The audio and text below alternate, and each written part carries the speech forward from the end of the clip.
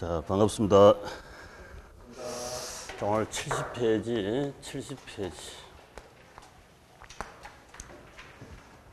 LTV DTI 하고 나오네요. LTV DTI. 자, LTV DTI. 자, LTV DTI 일단 영어로 해야 됩니다. 영어로 시험 나오니까. 괄호해서 영어로 합니다. 우리말로는 주로 한 5가지 정도로 이렇게 출제 다양하게 하니까 우리말보다는 영어로 일단 먼저 기억하시고, 우리말로는 같은 뜻이다 하는 정도 이렇게 흔적만 남겨두시면 된다. 전부 다 달달 이온다는 건 힘들죠.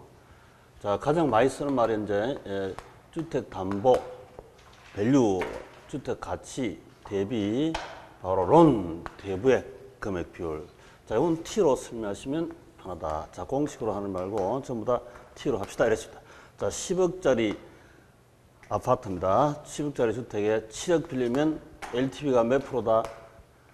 론 투 밸류 자산 가치 대비 론 대부액 비율 이렇게 부르기도 하고, 우리 흔히 대부액 금액 자산. 자, 70%죠. 70%. 그러면 지분 비율은 몇 프로다? 대부 비율이 70%이면 지분 비율은 30%이겠죠. 부채 비율은 여기 부채니까 부채. 자기 지분분의 부채. 이게 부채 비율이죠. 그래서 세 개를 동시에 꼭 기억하시고요. LTV만 기억하지 마시고 세 개 동시 엮어서 시험 나오도 출제하기 때문에 T를 통해서, 자, T를 통해서 같이 하시기 바랍니다. 자, 아파트가 5억짜리 같으면, 자, 아파트가 5억짜리에 3억 빌렸습니다. 대부 비율이 몇 프로다? 대부 비율 5억 대비 3억이니까 몇 프로? 60%죠? 5분의 3 나누기 5. 잘하시잖아요. 그럼 자기 지분은 얼마이다? 40%죠. 40%인데 얼마냐고요? 2억이죠. 2억. 5억 대비 2억이면 몇 프로? 40%. 그렇습니다. 그러면 2억분의 3억. 요 놈이 뭐다? 2억분의 3억. 부채 비율. 신참이 잘하시네. 그래서 대부 비율, 부채 비율, 지분 비율, 가치 꼭 기억하시기 바랍니다. T를 통해서 공식으로 암기하지 마시고 T 하면 자연스럽게 뭐라도 집어넣어 보면 돼요. 그 다음에 이제 요게 또 풀 때 돈을 대출하는 은행 입장에서 부를 때는 이걸 대부 비율 이렇게 부르고, 돈을 빌리는 차입자 입장에서 부를 때는 담보 저당 비율 이렇게 부르고, 저당 잡히고 돈을 빌리니까 둘 다 모아놓고는 자금 유통 수요 공급 상태니까 융자 비율 이렇게 부르고, 법에서는 담보 가치 인정 비율 이렇게도 부릅니다. 다 우리 시험 나왔던 용어였습니다. 다 나왔던 용어인데, 그놈이 LTV다 하는 흔적만 남겨두시면 되지. LTV. 근데 이건 쉬워요. 이건 바로 눈길로 금방 계산할 수 있습니다. 가령 예를 들어서 LTV가 60% 이하를 대출합니다 라고 한다면, 자산 가치가 10억짜리 같으면 10억 곱하기 6억까지 빌 수 있다. 이렇게 금방 눈길로도 확인이 되고, 5억짜리 주택 가치 같으면 5, 6, 30, 3억까지 빌 수 있다라고 해서 금방 눈길로만 확인이 됩니다. 그래서 공식으로 하는 게 아니다. 냅둬버리고 이 계산은 나중에 하시면 됩니다. 그래서 먼저 DTI 계산, 이거부터 먼저 하시면 여기서 대체로 답이 나와버려요. 이거 답이 대다수인데, 지난 우리 27회 시험에서는 요 놈이 답인 걸로 처음으로 출제했습니다. 여기 금액이 더 적다. 여기 예를 들어서 3억인데 요걸 하니까 3억 5천 된다. 3억 5천 된다면 둘 다 만족하는 것은 3억 적은 돈이 만족되거든요. 이게 답이다라고 이렇게 한번 출제 처음 한 적이 있습니다. 그러니까 이거는 눈길로 바로 확인하면 되니까 계산할 필요도 없고, 5, 6, 30, 3억 이렇게 바로 답을 찾으면 되죠. 그래서 일단 요 놈을 계산해야 돼요. 이걸 계산해야 저놈 답이다 하는 것도 확인이 되기 때문에 DTI 계산. 자, DTI 계산. 우리 여태까지는 DTI 거의 매년 출제했습니다만, 때론 계산형 또 서술형 같이 두 문제 걸쳐 출제하기도 했습니다. 근데 이제 원래부터 이제 뭘 씁니까? 총 부채 상환 비율. DRS 이렇게 생각해요. DRS. 뎁트 DSR이지. DSR 죄송합니다. DSR이다. 뎁트 서비스, 부채 서비스 레시오 비율, 부채 서비스 비율, 총 부채 상환 비율인 DSR 이걸 쓴다. 자, DSR. DSR은 우리 가구당 우리 집에 아버지가 자동차 할부 리스를 쓰고 있고 또 엄마는 마이너스 통장이고 딸은 학자금 융자 받았었고요. 또 아들 기타 부채, 카드 신용 부채 이런 모든 부채를 일단 다 고려합니다. 모든 부채를 총 부채를 다 고려하기 때문에 총 부채를 다 고려하면 주택담보대출 받기가 아주 어려워져 버리죠. 거의 다른 부채가 많은 분은 집담보대출 거의 불가능할 정도로 어려워져 버렸습니다. 그래서 가계 총부채 통장에서 DSR 총부채 상환 비율 이놈을 씁니다. 이놈은 아직 우리 출제가 안 돼봤기 때문에 나중에 모의고사나 또 처음 출제할 때는 아주 단순한 걸로 출제합니다. 개념만 이해하고 있으면 풀 수 있는 걸로 이렇게 법 바뀌어도 바뀐 법은 아주 쉽게 처음에 출제한다. 그 다음 해를 거듭하면서 좀 어렵게 깊숙하게 출제하더라도 그래서 개념만 이해하셔도 된다. 자, 이거 DTI 문제 한번 보시면 DTI 인컴 연봉 중에서 연봉 대비 뎁트 이게 우리 흔히 계속 공부할 때 가장 중요하다는 부채 서비스입니다. 부채 서비스. 자, 우리 부채 서비스 저당 지불액 원리금 상환액 같은 말이죠. 그 세 가지로 다 출제된다 했죠. 부채 서비스액 저당 지불액 원리금 지불액 이렇게 같아. 이게 뎁트, 이게 부채 뎁트. 연봉 중에서 내가 1년간 부채 서비스에 가령 예를 들어서 50%다라고 한다면 50% 이하는 빌려주겠다. 자, 예를 들어서 LTV는 LTV 50%이고 DTI 50%이다라고 한다면 아파트가 5억짜리다. 5억짜리 같으면 5, 25, 2억 5천까지 LTV 기준 빌릴 수 있겠죠. 5, 25. 그 다음 연봉이 5천만 원이다. 자, 연봉이 5천만 원 같으면 연봉 5천 같으면 50% 이하 같으면 50% 이하 50%까지 대출합니다. 5, 25, 2,500. 요게 부채 서비스입니다. 1년치 원리금 지불액. 저당상수가 0.1이라면 부채금액 곱하기 저당상수 하면 상수 원리금 지불액이 나옵니다. 그러면 요 2억 5천까지 빌릴 수 있죠. 2억 5천, 2억 5천. 그럼 둘 다 똑같네.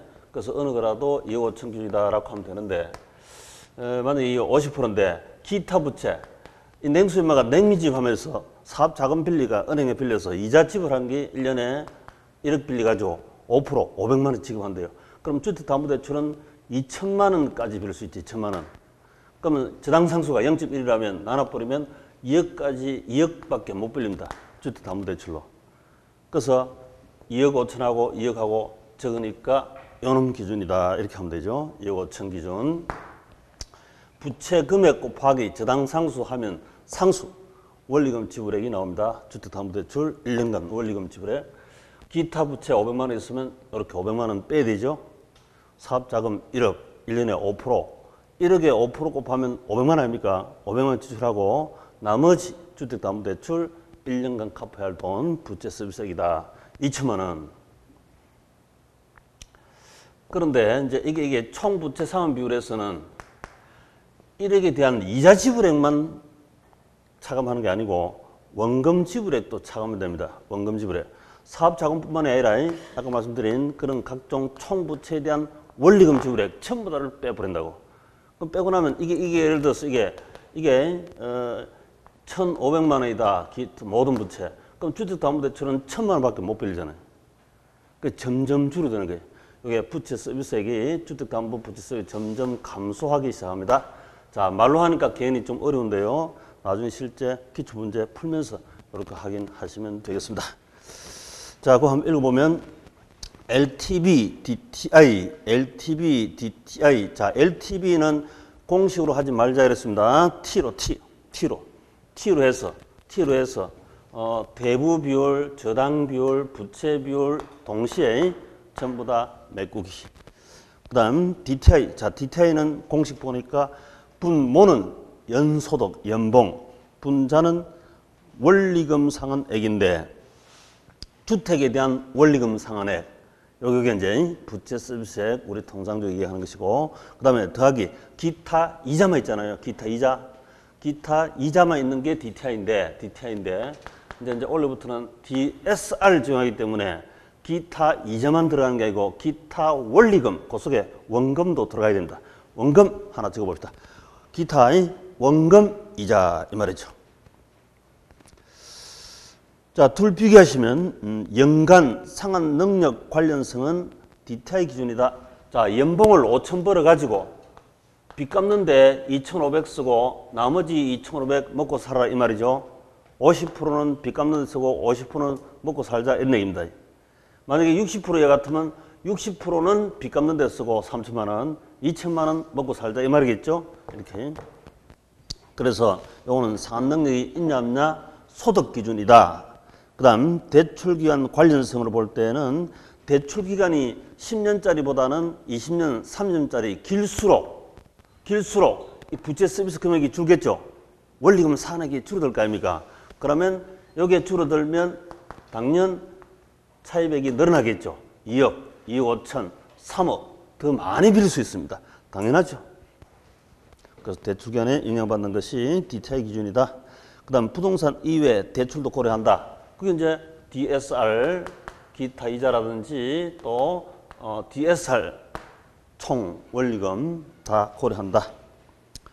그 다음 그 밑에 법하고 관련된 주택담보대출 주담대 취급 한도는 선순위 채권과 선순위 채권 1순위, 2순위 같으면 1순위 빼고 그 다음에 최우선 변제, 소액 임차 보증금 지역 따라 차이가 있죠. 우리 민부에서 공부를 많이 하실 겁니다.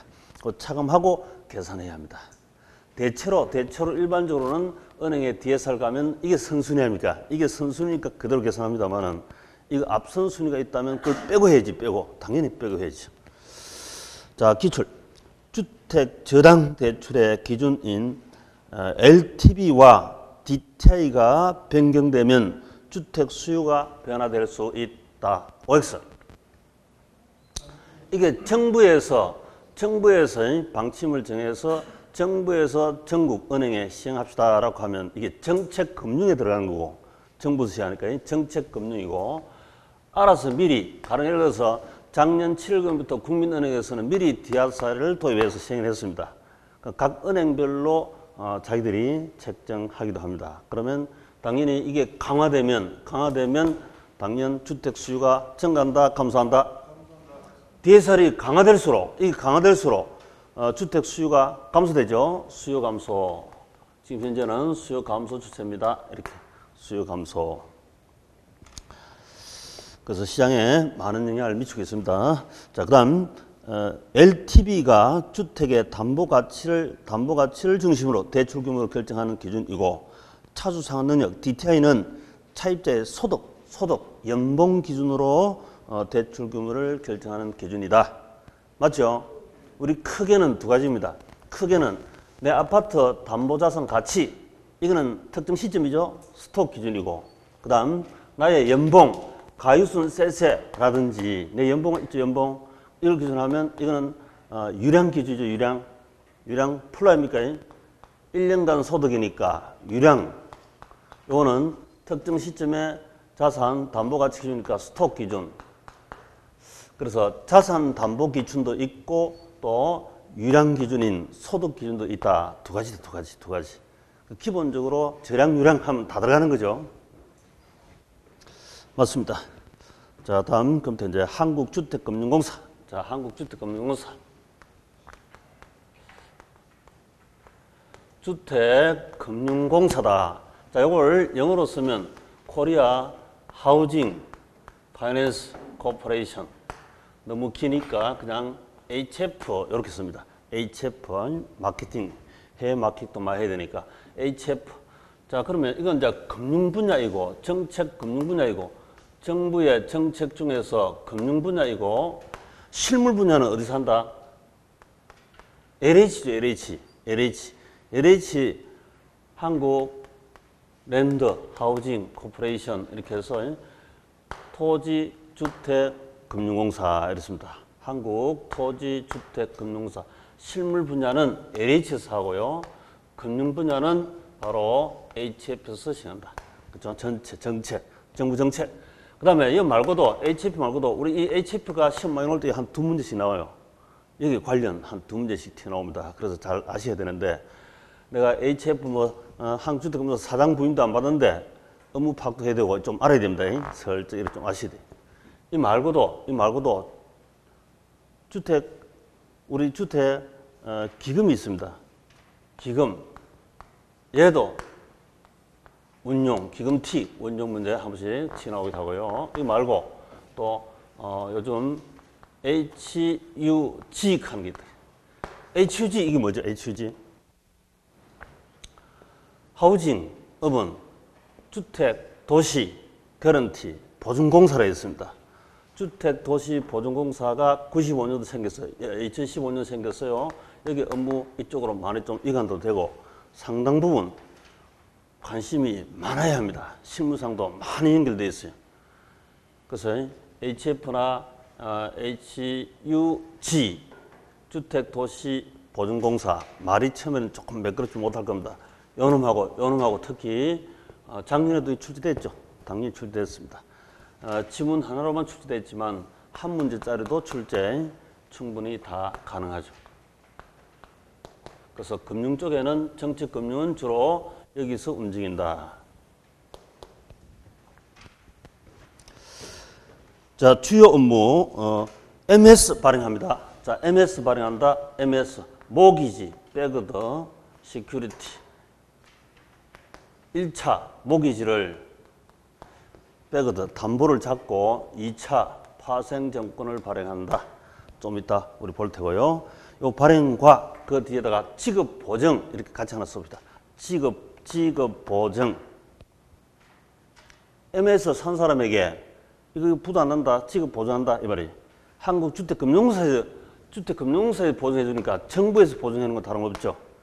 과거에 우리 서프라임 모기 사태 돈 많이 띄었잖아요. 전 세계에서. 지급 보증한다. 우리 한국 정부에서 지급 보증한다. HF가 망할 때까지는 지급 보증한다. 이렇게 되어 있습니다. 그래서 안정적으로 투자 유도할 수 있다. 그 다음 2번 주택 신용 보증, 전세 자금 대출 보증, 중도금 대출 보증.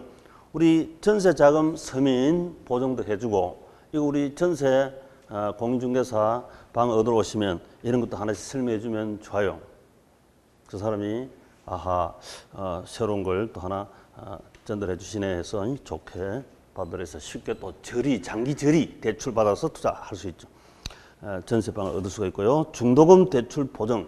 중도금 아파트 10% 이상 내고 나면 중도금 또 대출 보증을 해줍니다. 그 다음에 장기 보금자리론 공급이다. 우리 시중금융기관은 이게 모기지론이라죠. 모기지론인데 서민금융으로서 모기지란 말이 좀 부적절하다 해서 과거에 인터넷 공모로서 보금자리론 이렇게 당첨됐습니다. 보금자리론. 요놈은 어떤 경우에 쓰냐면 주로 이제 다 여기는 정책금융이니까 장기절이야. 기본적으로 이건 정책금융이기 때문에 장기절입니다. 장기절인데 보금자리론은 집 한 채 있으나 무주택자나 고정금리 대출이 됩니다. 우리 은행은 변동금리 대출을 선호한다 했죠. 그럼 차입자가 이게 흔들리잖아요. 이걸 고정금리로 바꿔주는 작업을 합니다. 여기서 정책금융이니까. 집 한 채 있을 때는 여기에 가시가 고정금리 대출 받는 것이 상당히 중요합니다. 몰라서 못하는 사람이 워낙 많으니까 바꾸면 괜찮죠. 그 다음에 내 집 마련 디딤돌 대출 공급이다. 자, 디딤돌 대출. 보금자리론. 디딤돌 대출은 부부 합산 연봉 6천만 원 이하, 7천만 원 이하일 때 서민금융으로서 장기저리 대출하는 기능을 여기서 하거든요. 그래서 첫집 살 때나 집 한 채 있는 분은 한국주택금융사 여기를 수시로 들여다봐야 됩니다. 여기 수시로 들여다보면 상품이 많이 있어요. 주택연금 보증한다. 할머니, 할아버지가 국민은행 가서 우리은행 가서 주택연금 가입하고 돌아가실 때 종신형 돌아가실 때까지 연금 한 달에 얼마씩 타겠다라고 한다면 그 가운데 주택금융사가 보증료로 받고 보증을 써줍니다. 돌아가실 때까지 그 은행이 중간에 부도나더라도 사망할 때까지 지급해 줄게요 하는 할머니 할아버지를 위해서 보증도 하고, 또 할머니 할아버지가 너무 장수하시가 150살까지 살아버리면 과다 지급했겠죠. 그럼 은행 입장에서는 집 팔아도 부족하니까 그 차액을 지급하는 그런 보증 의무 이행하는 것도 보증해 줍니다. 양쪽을 위해서, 은행을 위해서, 할머니 할아버지를 위해서 보증 의무를 시행한다 이 말이죠. 서민금융. 농지연금, 한국농어촌공사 지금 어제 뉴스에 들어오니까 전국에 한 10,000건 정도 했답니다. 농지연금 이렇게. 우리 수험상은 별로 좀 그렇습니다만 하나의 지문으로 슬쩍 뜰 수 있는 정도입니다. 자, 그 다음에 우측에 보금자리론하고 주택연금 비교. 자, 보금자리론, 주택연금 비교.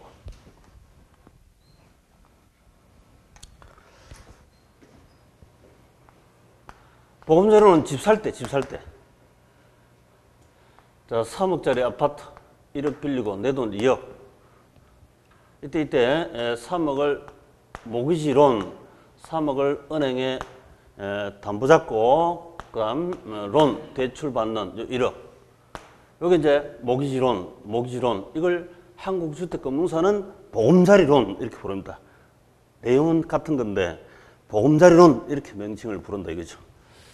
자, 그렇다면 이게 만약에 만기 집 살 때 몇 년 이상 10년, 15년, 20년, 30년 장기 상품이죠. 그래서 우리 시험 나올 때 3년, 5년, 7년짜리다 이렇게 출제했습니다. 이건 아니죠. 여기서 장기란 것은 10년 이상, 3년 만에 5년 만에 1억을 갚아라. 서민들 입장에서 못 갚습니다. 아예 해당이 안 되죠. 그래서 10년 이상 장기다 이 말이지. 목돈을 빌려 쓰고 일시로, 그 다음 푼돈을 쭉 10년, 15년, 20년, 30년 동안에 상환합니다. 요 지난주 우리 계산형 봤지만 원금 균등상환, 원리금 균등상환, 최정상환 세 가지가 있었죠. 그런 상환 방식 상환한다 일반적으로 이렇게. 시중금융기관 모기지론 같은 경우는 이걸 3년 빌렸으면 3년 동안 이자만 내고 3년 후에 목돈 갚는 이런 상품도 있죠. 그죠? 그렇지만 우리 서민 입장에서는 무주택자 입장이다. 이때는 또 하나의 주택 있을 때는 고정금리 대출을 하기 위해서 바로 이렇게 바로 전할 수 있습니다. 보금자리론. 자, 집 살 때이고, 그 다음에 저 반대로 이제 반대. 주택연금 영모기지다. 반대. 리버스 모기지. 저 모기지론의 현금 흐름에 반대로 영모기지다. 시험도 그대로 출제합니다. 영모기지. 이게 바로 주택연금이에요. 주택연금. 자, 가령 예를 들어서 3억짜리 정도 아파트 부채는 없고, 부채 있어도 됩니다만, 할머니, 할아버지께서 이제 사망할 때까지 종신형 가입, 예를 들어서 70세에 가입했다라고 한다면, 약 한 달에 한 100만 원 가까이 받아 쓸 수 있을 것 같습니다. 한 90만 원이나 이렇게. 그때 조금 달라집니다. 지금 현재는 한 90만 원 정도 될 거예요. 이렇게 해서 쭉 90만 원씩 돌아가실 때까지 받아 쓰고, 그 다음 사망 후에 저 집 팔아가지고 상환 이렇게 한다 이지. 모기지로는 목돈 빌려 쓰고 푼돈 갚아 나간 것이고, 영모기지, 주택연금은 푼돈 빌려 쓰고 목돈을 갚는 거죠. 그래서 영모기지다 이렇게. 영모기지, 리버스 모기지, 영모기지 상환. 두 가지 비교 중에서 특히 주택연금 여기에 조금 더 포인트를 맞춰주시기 바랍니다. 우리 수험령은 주택연금이 좀 더 잘 나온다. 자, 그에 비교하는 거 보시면, 자, 신청 대상주택. 보금자리론은 무주택자 또는 1주택자도 됩니다. 단 1주택자는 기존 주택을 2년 이내에 처분 조건으로 새 집을 살 때 그때 보금자리론을 대출합니다. 공부상 주택 6억 초과는 제외. 자, 6억 초과는 제외. 6억 이내이고, 집 살 때는 6억 이내이고, 오른쪽에 주택연금은 9억 이내이죠. 6억은 살 때 수요, 9억은 집 나중에 처분해, 이거는 처분될 거 아닙니까? 종신되면 처분. 처분할 때는 9억이다. 살 때는 6억, 팔 때는 9억이다. 우리 세부에서도 6억 초과주택 사면 고급주택이라 하지. 9억 초과주택 팔면 고급주택이라 하잖아. 그죠? 살 때 6억, 팔 때 9억. 흔적을 남겨두시고. 그 다음에 보금자리론은 부부 합산 연소득이 7천만 원 이하일 때 이렇게 보금자리론으로 대출 받을 수가 있습니다. 그래서 우리 서민금융으로서는 서민들 입장에서는 이거 보금자리론도 유심히 잘 보고 계셔야 합니다. 여기는 고정금리입니다. 고정금리. 차입자가 기하이면 고정금리가 좋다 했죠. 자, 오른쪽 주택연금 영목이시는 건저당 설정일 집 소유자 또는 그 배우자가 만 60세 이상, 연장자만 만 60세 이상이면 됩니다. 연장자가 61세이고 연하자가 55세 된다 이 말이지. 1주택 또는 여러 주택을 가지더라도 합산 9억 이하이면 됩니다. 9억 이하다 하는 9억 참조로 69 참조로 자, 그다음 대출 금액, 대출 한도, DTI 충족 시 LTV 70%까지. 그다음 대출 기간 10년 이상. 요도 흔적 나기시고 10년 이상이다. 그 밑으로는 아니다 한 장기가 10년 이상짜리입니다. 10년 이상. 그다음에 주택연금은 월지급 방식이 종신 돌아가실 때까지 종신 혼합 중도 목돈 필요할 때 혼합 확정기간 방식. 자, 확정기간 방식 여기는 확정기간 방식은 요 25년짜리 하나 더 있어요. 10년, 15년, 20년, 25년, 30년. 내가 앞으로 10년만 타겠다. 주택연금.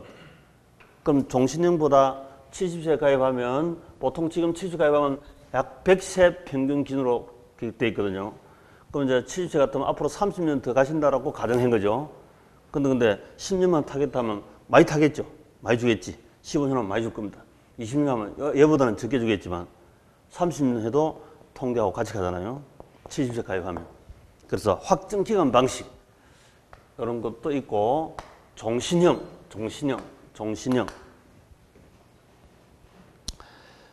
대출금 상환 방식. 여기 대출 금액이 1억 있습니다. 요거 상환하고 나면 2억 기준으로 주택담보대출 금액 되겠죠. 그러면 연금이 줄어들겠지. 당연합니다. 그 다음 우대 방식. 1억 5천 이하. 자, 여기 1억 5천 이하 되면 서민 중에 서민 이렇게 해서 약 한 17%까지 최대 우대 더 많이 줍니다. 연금을. 더 많이 준다고요. 그럼 내가 1억 5천짜리 집 가 있는 게 좋습니까? 1억 6천짜리 가 있는 게 좋습니까? 기왕이면 뭐 1억 5천이 좋겠죠. 요거 하고 조금 아무리 그래도 얘보다 더 줄 수는 없습니다. 그래 한도를 정해낼 수밖에 없지. 1억 6천 가 있는 사람이 1억 5천 가 있는 수보다 적게 받으면 억울하잖아요. 차별 당하는 거니까. 그러니까 요걸 한도 이내에 우대하는 걸로 이렇게 돼 있어요. 당연히 그래 해야 되겠죠. 자, 그 다음에 대출금리. 자, 대출금리. 은행 변동금리 차입하신 분 한 채가 있으면서 고정금리로 바꾸시기 바랍니다. 갈아타기 바랍니다. 여기는 고정금리입니다. 고정금리입니다. 고정금리로 갈아타셔도 됩니다. 전국에 한 채 주택 가지고 계신 분. 6억 이하겠죠. 당연히. 자, 주택연금은 변동금리입니다. 변동금리. 고정금리, 변동금리. 자, 변동금리 3개월 CD와 그 다음에 코픽스가 있는데, 그러면 이게 주택연금은 너무 오래 가니까 어쩔지 모릅니다. 변동금리죠. 변동금리이고, 요건 서민금융이니까 좋아하는 고정금리로 되어 있습니다. 자, 요거 고정금리 되어 있다 하는 거 잘 기억하셔야 됩니다. 실무상도 중요하고 정책금리니까 국민에게 유리한 혜택을 주는 거죠.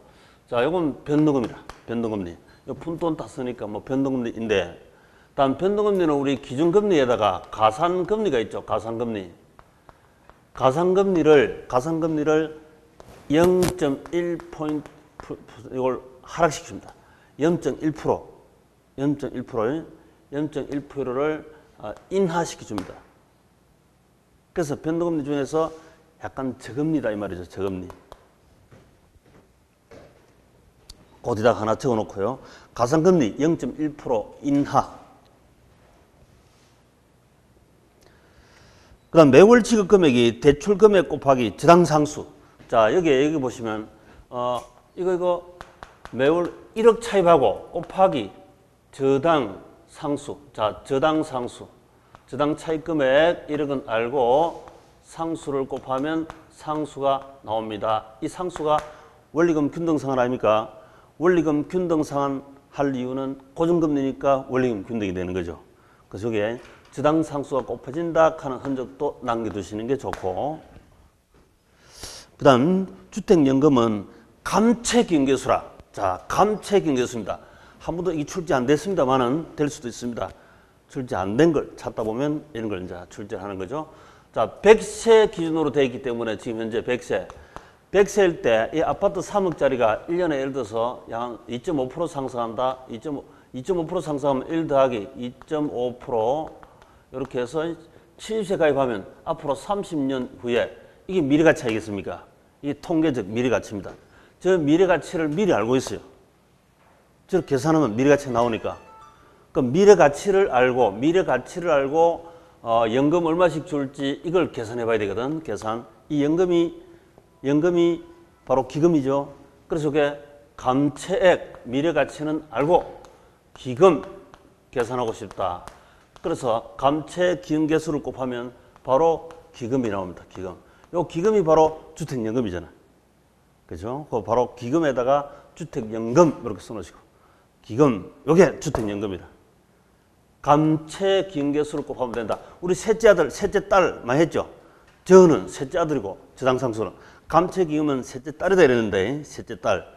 감채액 미래가치를 알고 그다음 기금 감채 기금계수를 곱하면 기금이 나온다. 매달 지급해야 될 기금이 얼마인지 알 수 있다 이 말이죠.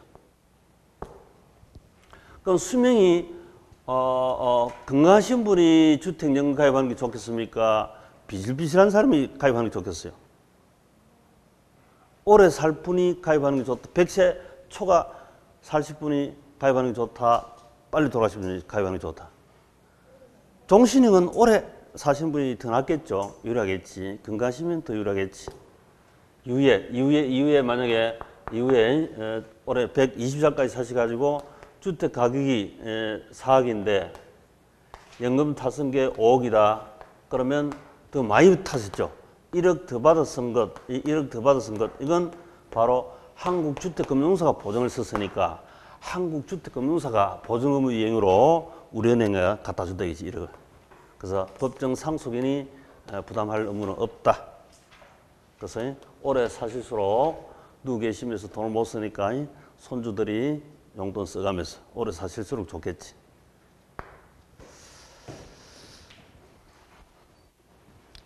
그 다음에 수령 방식. 보험자료는 계약시 일시 1억 이렇게 바로 일시 1억 바로 탔습니다. 당연하죠. 종신지급 방식은 정액형, 전후 후박형이 있다. 정액형은 매달 99만 원씩 돌아가실 때까지 정액형. 전후 10년간은 좀 쌩쌩하시니까 많이 쓸 수 있으니까 좀 더 받고 120만 원 받고 그 다음에 후에는 70%좀 적게 70만 원씩 받겠다 이 말이죠. 전후 후박. 상환 방식. 매월 원금 균등, 원리금 균등, 최정식 세 가지 다 있죠. 세 가지 다 있는데 그 최정식은 우리 이 앞에서 공부할 때 젊은 신혼부부 모기론 이렇게 얘기했죠. 최정식. 지금은 백수백조지만 나중에 많이 보니까 많이 상환하는 방식이다 이랬습니다. 그래서 44 미만일 때 선택이 가능합니다. 다 되는 것이 아니고. 그 다음 주택연금은 일찍 돌아가셨습니다. 주택 가격이 4억인데 대출 잔액이 3억 같으면 1억 남았죠. 이건 법정 상속이 됩니다. 그런데 반대로 주택 가격은 4억인데 대출 잔액이 5억이다. 1억 부족분은 법정 상속인이 부담하지 않고 바로 주택금융사가 보증료를 받았으니까 보증의무 이행으로 시중금리기관에 지급하면 됩니다. 자, 조기상환 수수료 있다 없다? 보험자료는 당연히 있습니다. 근데 여기 바뀌었어요. 1.5%가 있고 거기다 1.2%, 1.2% 이렇게 고쳐주시고 수시로 바뀌어요. 수시로 1.2%. 3년 이내 최대요율 1.2% 조기 상환 수수료 있지. 그런데 주택연금은 3년 이내 조기 상환 수수료 있다 없다? 이거 뭐 99만 원씩 3년 받아 쓴 거니까 별볼로 없겠죠. 없다. 있다. 없다. 시험 나오죠. 그 다음에 보증료 및 보증기간. 보증기간은 보증료 없다. 그런데 주택연금은 보증료가 있습니다. 그 초기 보증료 요 놈을 보고 가입비 가요. 가입비. 초기 보증료가 가입비. 연 보증료. 이 보증료가 3종 세대에 따라서 다 달라요. 그래서 보증료가 몇 프로다 하는 건 기억할 필요가 없습니다. 과거에 우리 단종 하나만 있을 때는 몇 프로 하고 시험 출제한 적이 있거든요. 그 몇 프로인 기억할 필요 없습니다. 보증료가 있다 하는 것만 하시면 되지. 그 다음에 세제 혜택. 있다 없다? 있다 하는 정도만 아시면 돼요. 이 소득세법에 우리 소득세법에 소득세법 52조에 가면 연말정산할 때 공제하는 해당 조건에 해당하면 공제해 줍니다. 여기 우리 보험자료론 이자를 내죠. 매년 1년치 이자 있잖아요. 이런 걸 공제 혜택을 준다 이 말이지. 그래서 혹시 한 채 주택으로 보험자료론 담보대출 받으셔가지고 내가 근로소득자 같으면 여기에 해당하는지 안 하는지 확인해 보시기 바랍니다. 주택연금 세제 혜택이 있죠. 주택연금 세제 혜택이 있다. 당장 보시면 우리 이 재산세만 하더라도 재산세는 이 3억짜리 아파트 총 금액에 대해서 재산세를 받습니다. 부채는 안 빼고. 그런데 이게 연금을 타가기 시작하면 점점 갈수록 부채가 많아지죠. 이때는 노년이 되고 아주 노년이 되면서 부채가 점점 많아지고 부채 빼가지고 요만한 기준으로 재산세 내는 게 실질 과세 차원에서 맞겠죠. 상식적으로 생각해도. 그래서 부채가 있는 것을 좀 감안하여 재산세 감면 등 세제 혜택을 줘야 됩니다. 세제 혜택이 있다. 하여튼 있다 하는 것만 일단 아시고 재산세야 가만히 있어도 부가고지하는 거니까 고지가 날라오죠. 내가 계산할 필요가 없지. 그 앞에 있는 보험자료론 그 세제 소득세법에 52조에 나온 이거는 내가 신고해야 된다. 우리 이 세금 감면은 가만히 있어도 해줍니까? 내가 감면 신청을 해야 됩니까? 그렇지. 감면 신청해야 되죠. 감면 신청. 비과세는 가만히 있어도 비과세인데 감면은 신청해야 됩니다. 못 찾아 먹으면 땡이지. 찾아 드셔야 되지. 자, 그래서 우리 시험 나올 수 있는 계략적 그런 정도입니다. 더 이상 뭐 시험 거의 안 나오니까 걱정하지 마시고. 자, 그 다음 넘기시가. 자, 넘기시가. 다음 페이지 저 하단부의 기출문제. 한국주택금융공사는 연금가입자를 위해서 은행에 보증서를 발급하고 보증한다 했지. 은행은 한국주택금융공사의 보증서를 근거로 하여 연금가입자 할머니 할아버지에게 주택연금을 지급한다. OX. 오. 다음 종신지급 방식에서 가입자가 사망할 때까지 지급된 주택연금 대출 원리금이 담보주택 처분가액보다 초과하더라도 오래 사셨다, 단명하셨다. 오래 사셨죠. 초과 지급된 금액을 법정 상속인이 상환한다, 안 한다? 상환할 필요 없다. 이때는 그럼 누가 지급한다? 주택금융공사가 보증료를 받았으니까 보증 의무 이행으로 부족분을 은행에 지급 이렇게 합니다. 은행도 손해볼 수가 없으니까. 자, 됐고요.